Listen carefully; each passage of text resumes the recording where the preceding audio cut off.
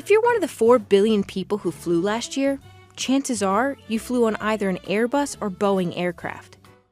The Airbus-Boeing duopoly dominates the already under-competitive aircraft manufacturing industry by producing more than 99% of its large airplane orders globally.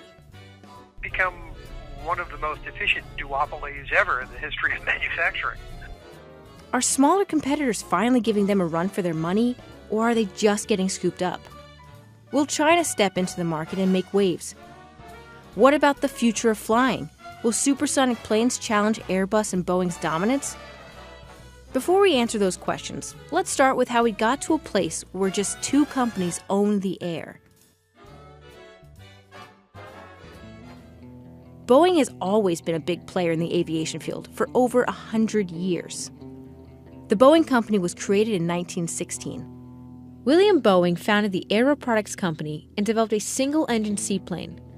And the business was renamed the Boeing Company and sold its planes to the Navy during the First World War.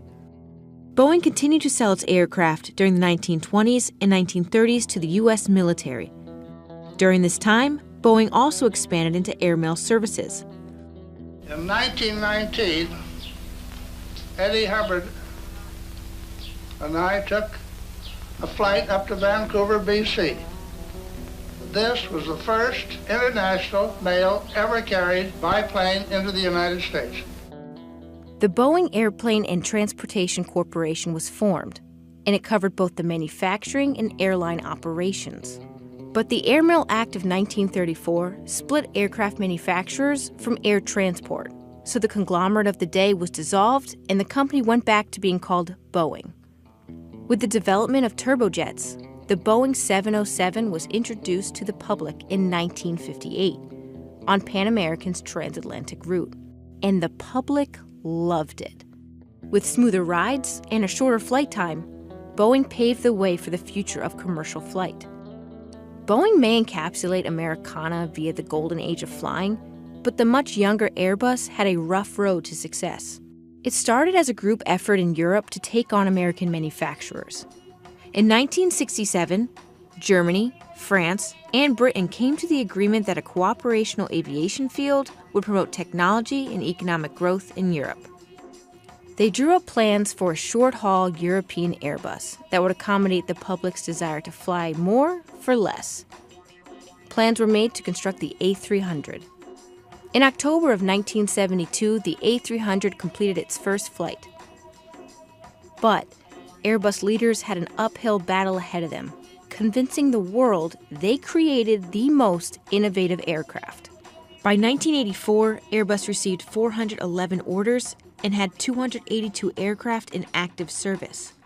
The persistence paid off in the long run because in 2018, Airbus delivered 800 planes, 11% growth from the year before. And Boeing's business is thriving as well. In 2018, the company set the record for the most airplane deliveries with 806 commercial jets, 5.6% growth from 2017. And the stocks have reflected the company's dominance. Both Airbus and Boeing stocks have significantly outperformed the S&P 500 over the last 10 years. How can you tell these planes apart? Boeing and Airbus have subtle differences. For instance, the cockpit of a Boeing 737 has a yoke control, whereas an Airbus A320 does not. That's just one of the many ways these companies diverge in their manufacturing. Most are only felt by the crew and travelers with a keen eye. How do airlines decide which company to buy from? Think of it like going to a car dealership and choosing between a Chevy and a Ford. Both are supposed to get you to your destination, but which one has a better deal? And what does the existing fleet look like? For example, Spirit and Frontier operate only Airbus, while Southwest is an all-Boeing fleet. It's hard for low-cost operations like these to switch, but legacy airlines usually have a mix of both.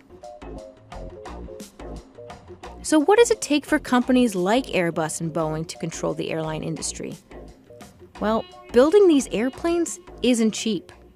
To be a real competitor, aviation companies must have the money to spend. The barriers to entry in this business are huge in terms of capital requirements, in terms of technology, experience, customer support, customer finance, all of these things. A single plane can run up millions of dollars in construction fees. Boeing is currently working on a new series of airplanes called the 777X. A single 7779 has a list price of $388.7 million. That's because there are hundreds of thousands of components to an airplane. A Boeing 747 alone is made up of 6 million parts. But materials aren't the only thing that costs aviation companies big. Safety comes with a hefty price tag. It is definitely a well-regulated industry. I don't think there's any question about that. I actually view much, not all, but I view much of that regulation as a historical partnership that has actually served the industry quite well.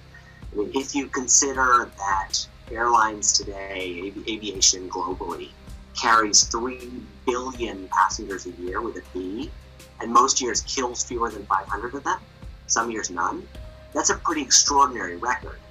And reaching that level of safety requires a great expense. And these massive companies have plenty of money. And at least for Boeing, a lot of it comes from the government. It was the second largest government contractor in 2017, behind only Lockheed Martin, bringing in more than $23 billion. It also spends big to keep its close relationship with Washington. The company has spent more on lobbying than any other company in the United States, other than General Electric, from 1998 to 2018, according to Open Secrets, $270 million. The acting Secretary of Defense at the beginning of 2019 is a former Boeing executive that led the 787 Dreamliner program, and the acting administrator of the Federal Aviation Administration, or the FAA, used to work for an airline manufacturing industry group. Responding to a question about its lobbying power, Boeing told CNBC this: "As the nation's largest exporter and a leading producer of both commercial and defense aerospace products, there are a number of significant policy issues at the federal, state, and local levels with the potential to impact our business, our diverse workforce, and our supply chain. Our team is focused on telling Boeing's story and supporting policies that advance the aviation industry and U.S. manufacturing in the communities where we live and work." The company's entrenched position has a real-world impact. When Delta ordered planes from the Canadian company Bombardier in 2016, the company fought hard, arguing the smaller competitor could only sell them at such a low price due to Canadian subsidies. The Trump administration originally sided with Boeing, putting tariffs on the planes. But Boeing ended up losing the battle when the U.S. International Trade Commission ruled in Bombardier's favor at the beginning of 2018. The battle showed how hard it has become for smaller companies to break into the market. Which brings us exactly to that. Where is the competition? Airbus and Boeing may command domestic and international airspace, but for regional flights, the Canadian company Bombardier and the Brazilian company Embraer control the market. Or at least they used to. The overhead for the aviation manufacturing business can be crushing, and regional aircraft manufacturers like Bombardier couldn't shoulder the costs. Bombardier of Canada had the best hope of getting in, but they simply ran out of cash. And this year, their jetliner was basically absorbed by Airbus. It's now the Airbus A220 rather than the Bombardier C-Series. In 2017, Airbus announced it would acquire a majority stake in Bombardier's C-Series. Airbus rebranded the series as the new A220 and sold 120 former C-Series jets to U.S. airline companies in 2018. Airbus will begin building the aircraft later this month. And let's not forget about Brazilian aircraft company Embraer, the other regional jet manufacturer. Boeing just bought 80% of Embraer's commercial aviation business for a whopping $4.2 billion. The Brazilian government approved the deal in January, and both companies announced that they expect to get all the remaining approvals before 2020. The reality was that these smaller companies weren't really competing anyway. In 2016, regional aircraft deliveries were less than 7% of the airplane market by value. Other countries like Russia and China have also been trying to become prominent players in the aircraft manufacturing industry, but so far, both countries have been unable to make a dent in the private sector. You know, they could flip a switch and they'd be great at it. The frustrating thing about China is that the only possible thing they could do wrong is exactly what they're doing. They've got the biggest market in the world, they've got unlimited talent, unlimited resources, they should be great at this, but the strategy they're pursuing is basically digging a giant hole. They're running it as a government operation, and very simply, government-owned industries do not do a good job of meeting commercial market needs. The next thing they're doing is, rather than saying to their engineers, hey, you can go shopping for the best components and technology around the globe, they're saying, you have to buy stuff made in China. And that means only stuff that involves Western companies coming to China and surrendering their intellectual property.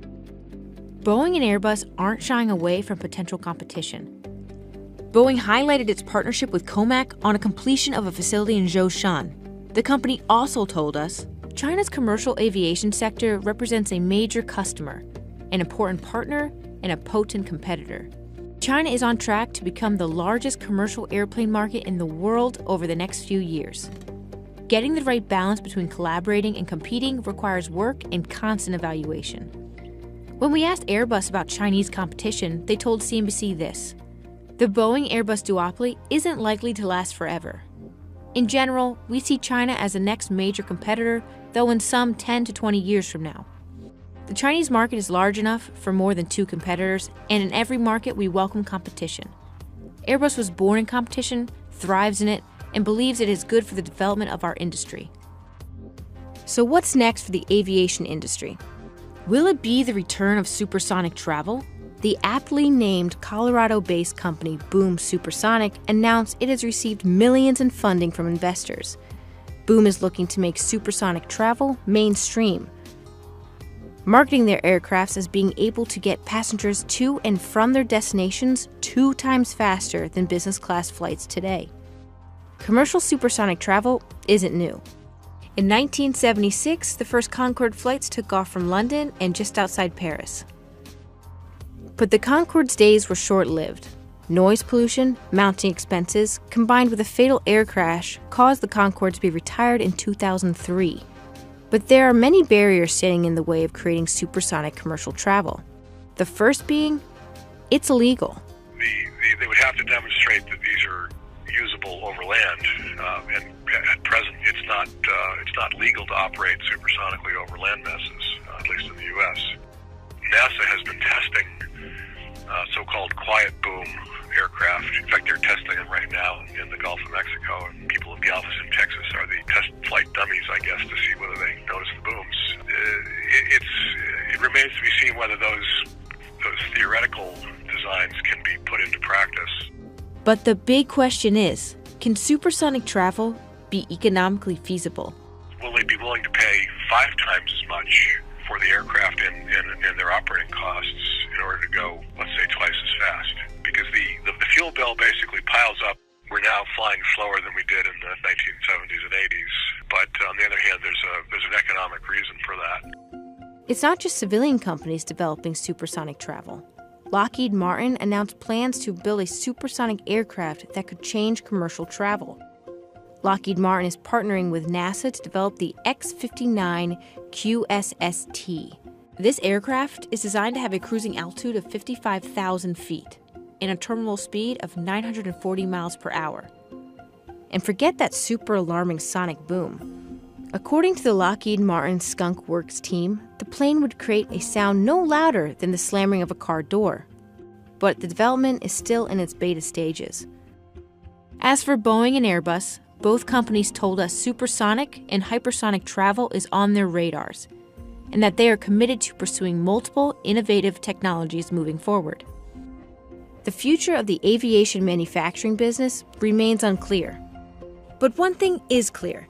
The multi-billion-dollar industry will continue to grow as millions more people around the world enter the middle class.